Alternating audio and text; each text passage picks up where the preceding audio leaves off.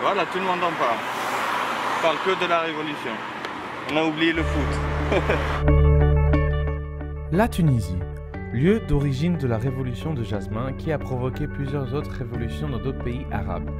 Des mois sont passés depuis la révolution, mais est-ce que les choses ont vraiment changé? Ce documentaire démontre l'accumulation de tensions qui a mené à la révolution et les résultats de cet événement. Les témoignages viennent d'une variété de la population tunisienne.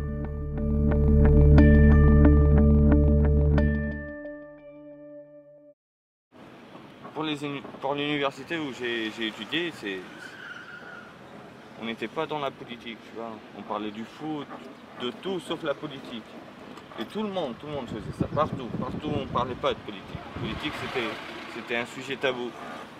On ne devrait pas parler de politique. Et pourquoi? Maintenant, parce que c'était le régime Ben Ali, c'est assez simple. Parce que le régime est un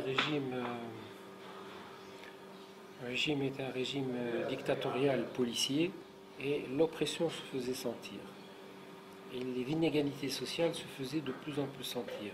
Il y avait des gens qui profitaient du système et l'écrasante majorité qui était abandonnée et délaissée, démunie. Tout le monde savait que le Trabelsi, c'est la belle famille de Ben Ali, savait que c'était des gens pas honnêtes, qui trafiquaient, qu'ils avaient la main mise sur toute l'économie, qu'ils obligeaient les gens à leur donner des pots de vin. Ils obligeaient les gens à partager avec eux sans participer, par exemple, au capital.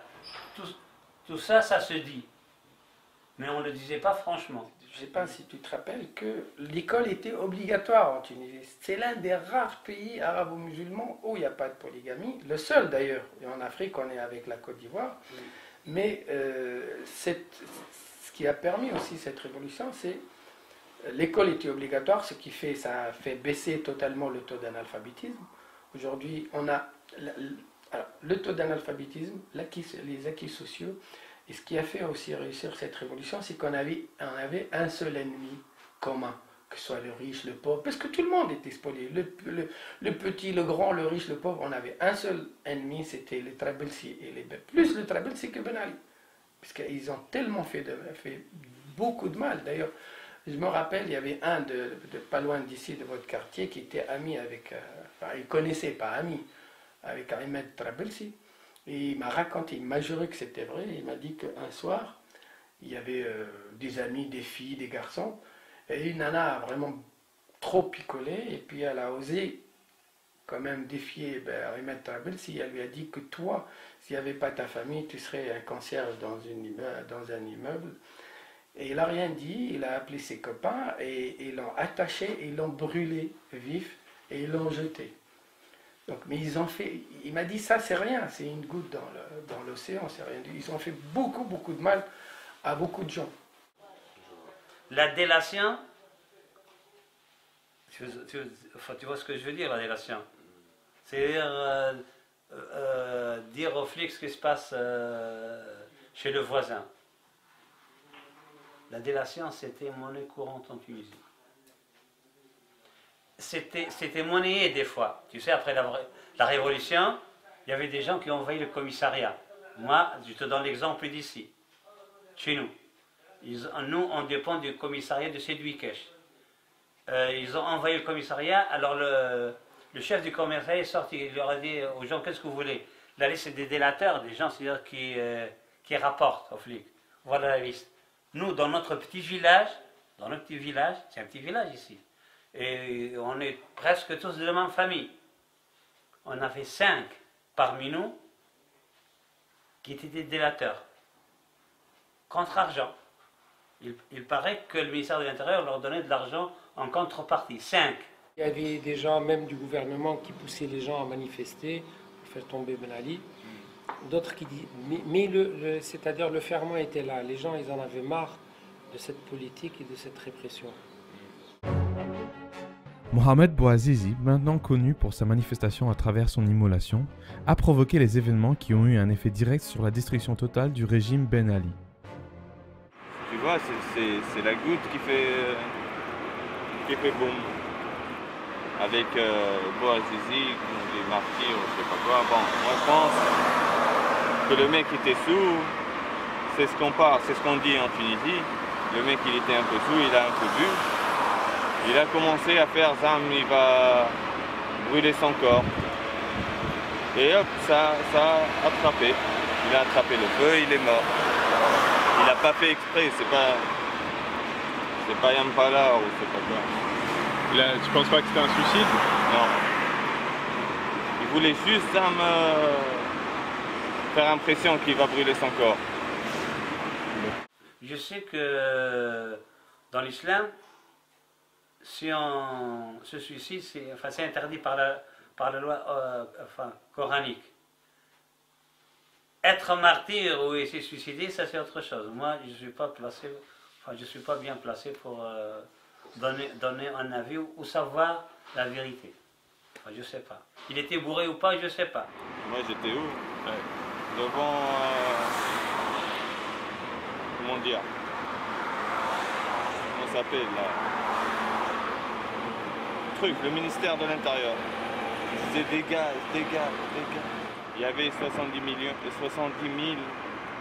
80 000 personnes. Sur toute l'avenue de Bourguiba, aussi l'avenue Paris, l'avenue Habib Seb, il y avait plein de personnes. Je ne sais pas si vous avez regardé les photos sur Internet le 14 janvier, sur l'avenue Bourguiba, devant le siège du ministère de l'Intérieur, symbole de la torture, de la dictature, de tout ce que tu veux. C'était vraiment... c'était symbolique. Hein? C'était symbolique. Et les pancartes, les pancartes, comment ça s'appelle? Game over. C'est vraiment, c'est symbolique. C'est symbolique. Hein. Il y a des policiers qui sont sortis et qui ont commencé à tirer, à disperser la foule. Et malheureusement, ils ont tiré sur quelqu'un, ils l'ont abattu de suite. De suite, il est tombé. Donc ils n'ont pas forcément tiré en l'air, ils voulaient juste tirer vers la foule. On ne sait pas. On ne sait pas. Masse de manifestants qui est descendue dans la rue et les agents de l'ordre public ont commencé à tirer sur tous ceux qui sont dans la rue. Il y avait un monsieur qui était armé et qui était posté sur un immeuble à côté et qui tirait sur les gens qui avaient une arme automatique. Et d'après ce qu'elle m'a dit, c'était un agent de l'ordre public. Et on a passé une manifestation vraiment énorme pour Djerba. On a fait le tour de Ousso, il y avait les flics, c'était bien organisé, il n'y avait pas de violence, il y avait juste des slogans contre Ben Ali, sa famille et sa belle famille. Et ça s'est terminé calmement. Il y avait même des vieilles femmes, des analphabètes, quoi, des vieilles de 60-70 ans, qui scandaient des slogans avec les gens qui étaient dans la manif. Hein. C'était vraiment... enfin, tous les âges. Et la grève générale, c'était le 14 janvier, le jour où Ben Ali est parti. Et ce jour-là, c'était vraiment... Enfin, nous, on est un peu loin de Houmso, mais on a suivi ça sur la télé surtout. Hein. Parce que les gens avec Facebook, même les manifs, dès qu'une manif est finie, on regardait les photos juste, 5 minutes après sur Facebook. Toutes les manifs de la Tunisie, hein, toutes.